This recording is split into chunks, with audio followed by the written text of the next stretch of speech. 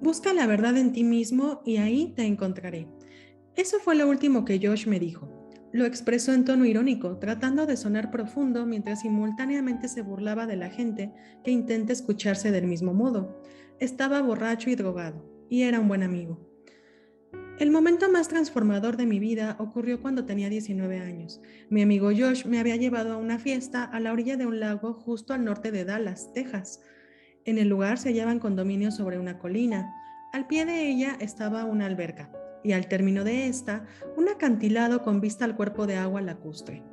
Era un acantilado pequeño, quizá de unos 10 metros, lo suficientemente alto para pensar dos veces saltarlo, y lo suficientemente bajo para que, con la combinación perfecta de alcohol y presión por parte de tus amigos, desistieras en definitiva de la posibilidad de brincarlo. Poco después de haber llegado a la fiesta, Josh y yo nos sentamos en la orilla de la alberca. Bebimos cervezas y platicamos, tal como lo hacen los muchachos jóvenes y ansiosos. Hablábamos sobre el alcohol, las bandas musicales, las chicas y todas las cosas increíbles que había hecho Josh ese verano después de salirse de la escuela de música.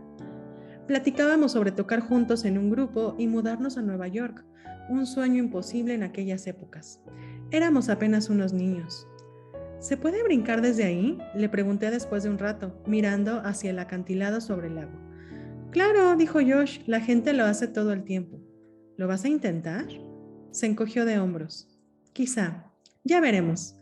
Más tarde Josh y yo nos separamos. Yo me distraje con una linda chica asiática a quien le gustaban los videojuegos, lo que a mí, un nerd adolescente, me parecía como sacarse la lotería.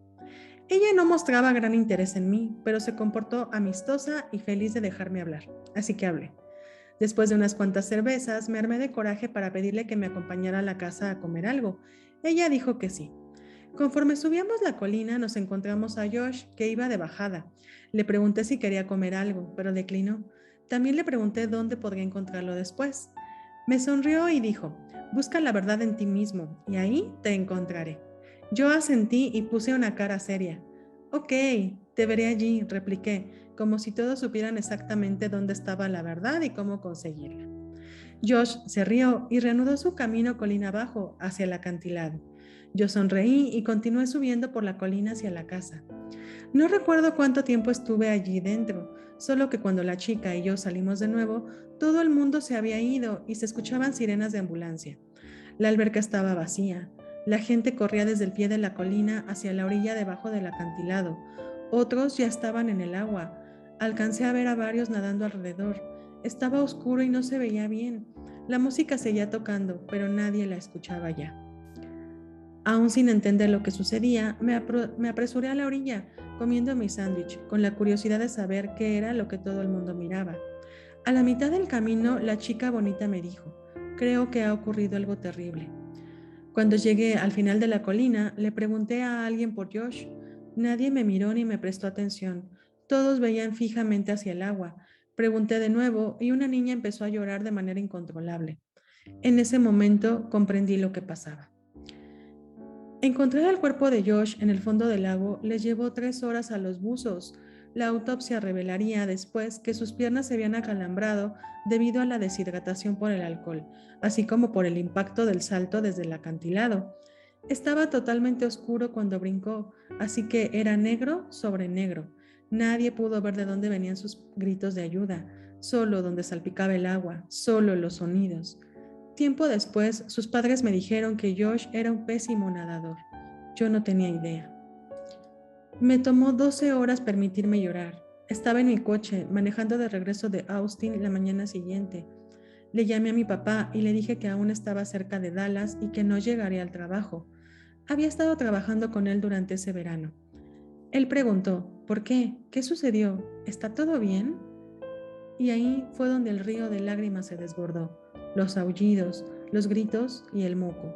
Me orillé a un lado de la carretera, apreté el teléfono contra mi pecho y lloré como lo hace un niño pequeño con su padre.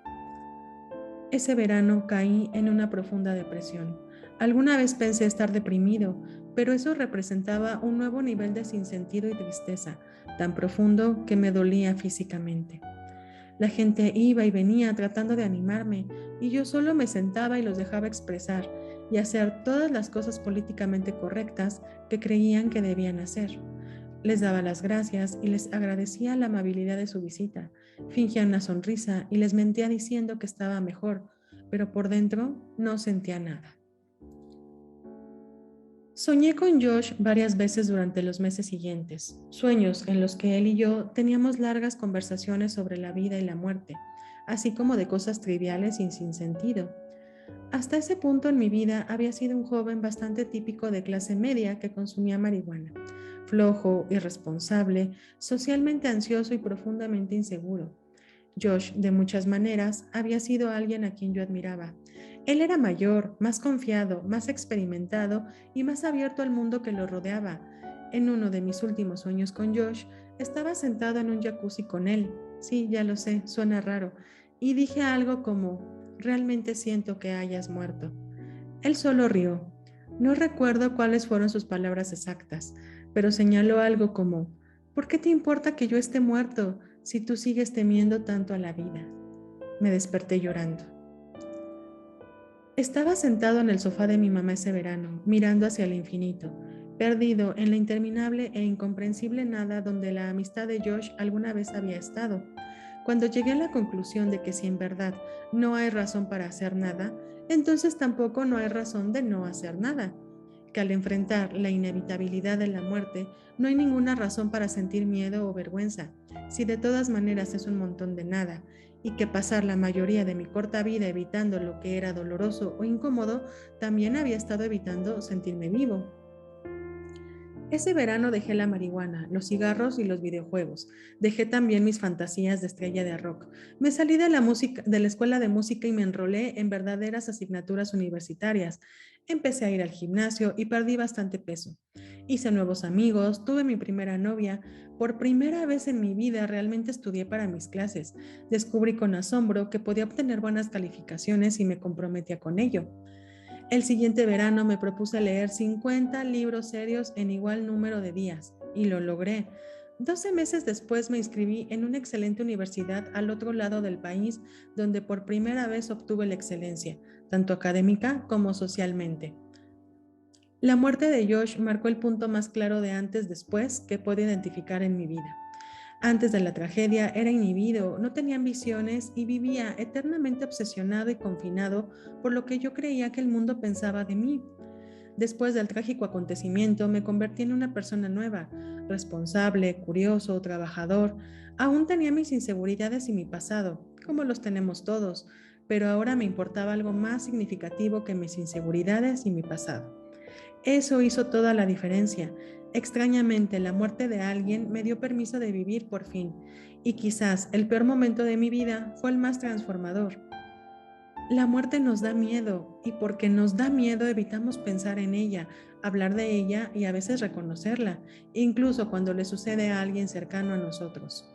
Sin embargo, en una forma bizarra y enrevesada, la muerte es la luz bajo la que se evalúa la sombra de todo el significado de la vida. Sin la muerte, todo se sentiría intrascendente, toda experiencia se percibiría arbitraria, todos los parámetros y valores no tendrían ningún significado.